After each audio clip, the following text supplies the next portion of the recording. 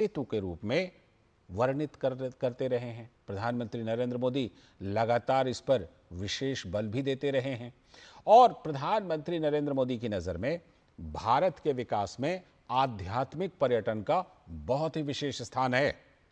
तीर्थ स्थल केवल आस्था के केंद्र ही नहीं है, बल्कि ये संस्कृति और समुदाय के जीवंत प्रतीक भी हैं। और ये जो प्रसाद जिसकी आज योजना जिसका उद्घाटन करने वाले हैं, इसका पूरा अगर मैं पूरा रूप आपके सामने रखूं प्रसाद का, तो तीर्थ यात्रा पुनर्जीवन एवं आध्यात्मिक विरासत संवर्धन योजना। तो जैसा कि नाम से ही स्पष्ट है कि तीर्थ यात्रा पुनर्जीवन एवं आध्यात्मिक विरासत संवर्धन योजना, यानी जो जितने भी आध्यात्मिक विरासत हैं उनको संवर्धित किया जा रहा है। विरासत के साथ विकास प्रधानमंत्री नरेंद्र मोदी का ये नारा रहा है। बार बार इस नारे को प्रधानमंत्री नरेंद्र मोदी दोहराते हैं और न सिर्फ दोहराते हैं बल्कि उनकी सरकार की योजनाओं में, उनकी सरकार की प्राथमिकताओं में विरासत के साथ विकास ये एक मूल मंत्र है। और इस मायने में अलग है कि पहले कहीं ना कहीं विरासत को इतना महत्व नहीं मिलता था और प्रधानमंत्री नरेंद्र मोदी ने विरासत के साथ विकास को जिस तरह से जोड़ा है, चाहे आप अयोध्या ले लीजिए, काशी ले लीजिए और उज्जैन ले लीजिए और इस तरह की तमाम ऐसी जगह, या फिर केदारनाथ बद्रीनाथ का की जो कनेक्टिविटी है, उन सब चीज़ों को आप देखिए।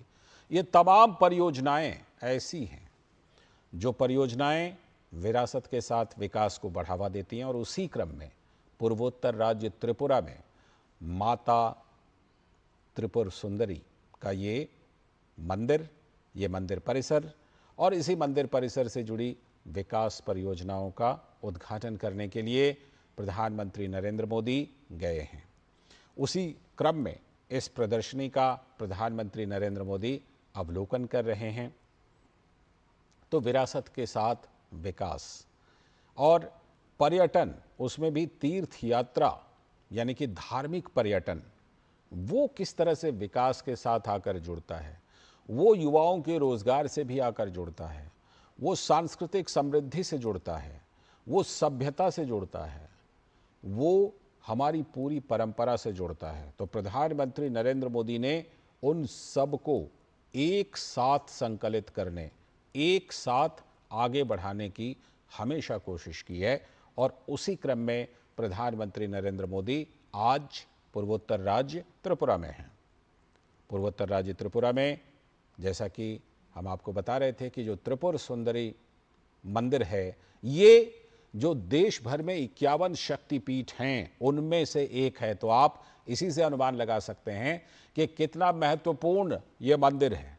और एक बात से और अनुमान लगा सकते हैं कि जो त्रिपुरा राज्य का नाम है वो इसी शक्तिपीठ, इसी मंदिर की वजह से है, इसी त्रिपुर सुंदरी देवी की वजह से है। तो इससे भी आप महत्व का अनुमान लगा सकते हैं कि यह मंदिर कितना महत्वपूर्ण है। और कुछ तस्वीरें आप अभी टेलीविज़न स्क्रीन पर देख रहे हैं जिसमें आप भव्य रूप भी देख पा रहे हैं। देखिए, इसमें जो प्राचीनता है वह भी दिखाई पड़ रही है और साथ में इसे विकास के ज़रिए जो एक आधुनिक आयाम देने की कोशिश की जा रही है, उसकी भी तस्वीर, उसकी भी झांकी आपको इस प्रदर्शनी में दिखाई पड़ेगी।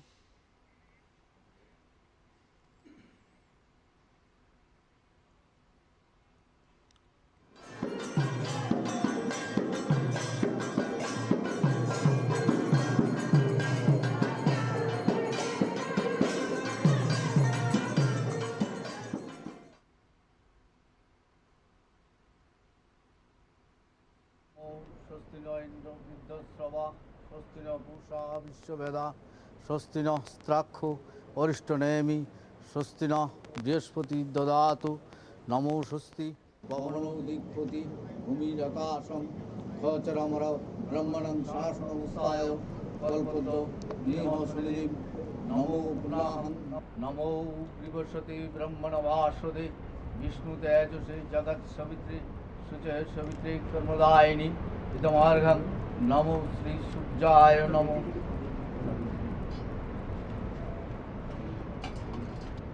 नमो जवाकुसुमशङ्काशं काश्यपं महाधुतिं धन्तारिं सर्वपापविनोपनः दिवाकरं नमो श्रीसूर्याय नमः।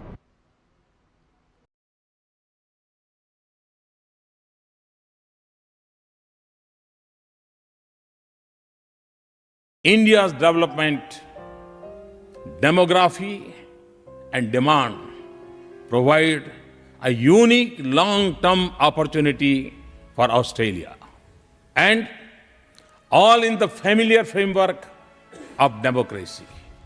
I stand here as one of you, a representative of the people. I came to you with the greeting of 1.25 billion people of a nation that is linked to the Australia by the great Indian Ocean, by our connected history and our many shared inheritance, and even more by our deeply interlinked destinies. And today, I have come to unite in the spirit as we were once by geography. The spirit that is fed by many stirring stories of human success and sacrifice.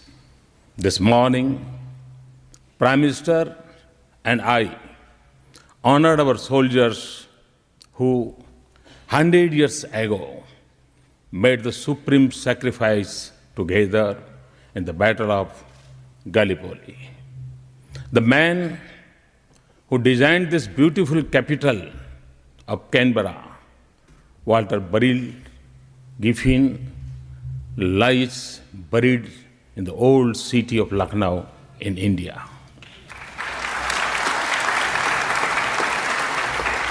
More than 150 years ago, an Australian novelist and lawyer, John Lang, fought the legal battle for a brave Indian freedom fighter, the Queen of Jhansi, Jhansi Rani Lakshmibai, against the British East India Company in India's first war of independence.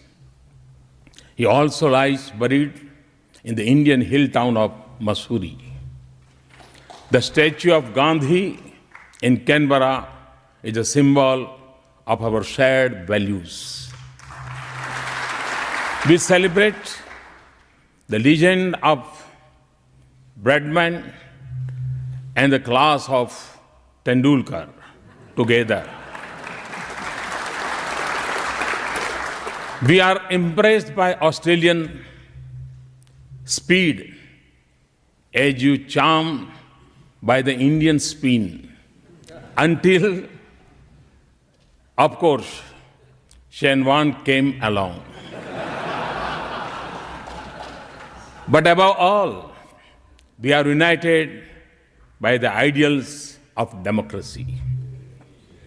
Today, as I stand in this temple of democracy, I consider nations such as ours to be blessed because democracy offers the best opportunity for the human spirit to flourish. Because we have the freedom to choose, the right to speak, and the power to remove. And for us, in politics, with no option but to live with this grace. Generations of peoples, representatives have made Australia one of the great nations of the world today. From the vast strength of territory to the abundance of resources, nature has been generous to you. But It is the people of Australia who have made Australia what it is today. I beckon of democracy and rule of law, a nation that willingly leads the search of lost aircrafts, one of the most prosperous nations in the world, among the best in Human Development Index, a nation with some of the best cities in the world, some of the most productive farms and mines, some of its best universities and research centers, an advanced technology base, and a nation with great sporting skills. Australia evokes images not just of immense beauty, but also of a great quality of life. Today, its cities are alive with the richness of this world's diversity, and it is home to 450,000 Indians who are as proud to be part of Australia as they are of their Indian heritage. Honorable members, there was a time when for many of us, Australia was a distant land on the southern edge of the world. Today, the world sees Australia to be at the heart of the Asia-Pacific and Indian Ocean region. This dynamic region holds the key to this world's future, and Australia is at its crossroads.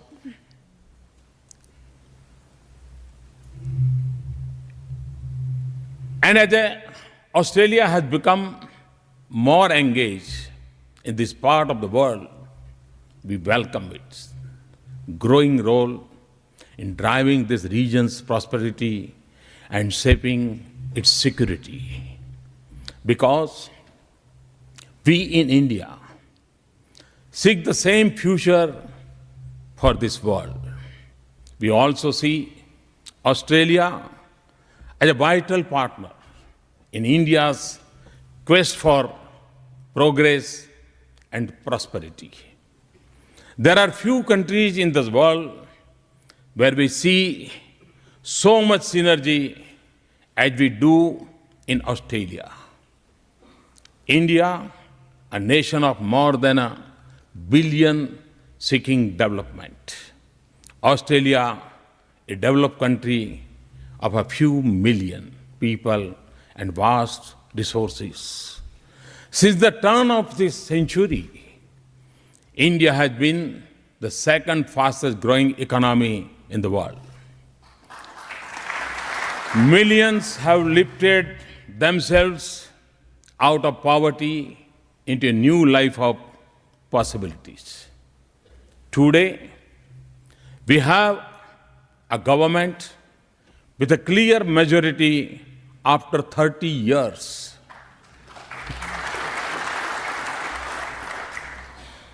From the remotest village to the biggest cities, there is a new high tide of hope in India, a new energy. It is the energy of our youth. The 800 million people below the age of 35, eager for change, willing to work for it, because now they believe that it is possible,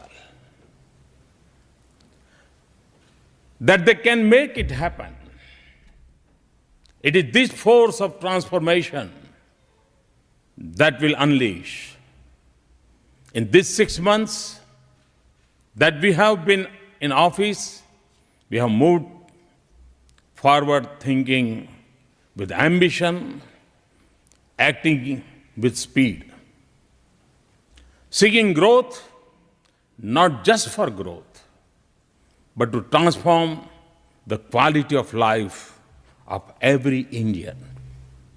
I see Australia as a major partner in every area of our national priority, providing skills and education to our youth, a roof over every head, and electricity in every household, the most affordable health care for the most difficult disease, the next generation of infrastructure that does not take a toll on our environment, energy that does not cause our glaciers to melt, clean coal and gas, renewable energy or fuel for nuclear power.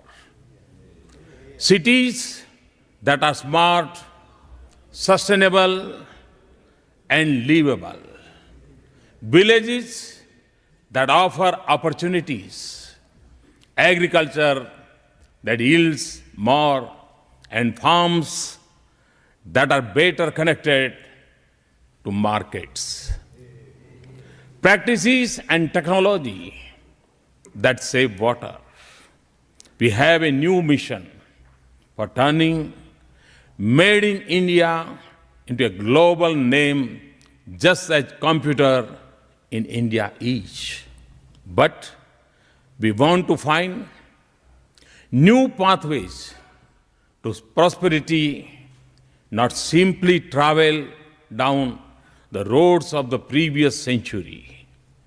Much of India's future cities and infrastructure is yet to be built, and so we have a unique opportunity to make our choices now. And in every sector, agriculture, food processing, mining, infrastructure, finance, and technology, energy, from providing funds and resources to technology and expertise. Working as partners and investors, Australia has immense opportunities to participate in India's progress. In turn, India will be the answer to your search for new economic opportunities and your desires to diversify your global economic engagement. Your source for world-class skills at home or for a manufacturing location abroad.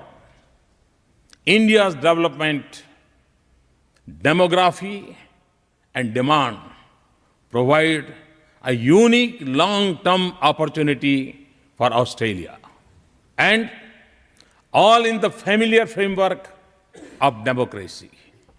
There is no other example of this nature in the world.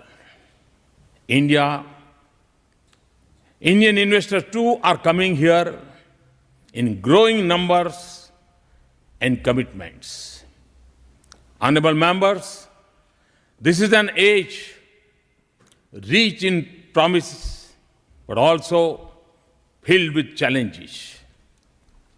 We can only pursue our dreams if we have the confidence that our cities are safe, our nations are secure, our region is stable, and our world is peaceful.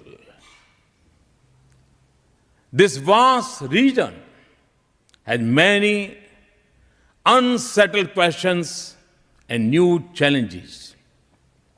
Historical differences persist despite growing interdependence.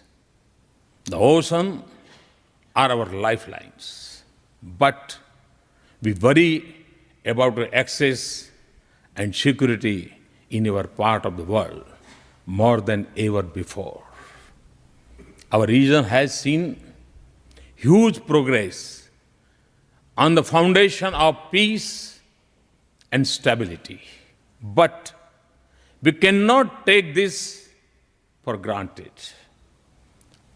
Preserving it will be the most important task in the region. India and Australia can play their part in it by expanding our security cooperation and deepening our international partnerships in the region. But we do not have to rely on borrowed architecture of the past. Nor do we have the luxury to choose who we work with and who we do not. But what we do need is to work together and with others to create an environment and culture that promotes the currency of coexistence and cooperation, in which all nations, small and big, abide by international law and norms. Even when they have bitter disputes, we should collaborate more on maintaining maritime security. We should work together on the seas and collaborate in international forums. And we should work for a universal respect for international law and global norms. We must also support the process of economic integration across the region and an open globe trading system that remains integrated. We must guard against regional trade initiatives becoming instrument of political competition. However, economic integration by itself would not be a strong basis for peace and stability. Without strong regional institutions, India and Australia are members of several institutions that are critical for the region and the world. We should coordinate more closely in East Asia. Summit, G20, and the Indian Ocean Region Association. Honorable members in our interconnected world, our shared challenges extend beyond our region. Terrorism has become a major threat for us all. In India, we have seen its face closely for 3 decades, and we see it with the clarity that comes with it. Terrorism is changing in character and expanding in its reach.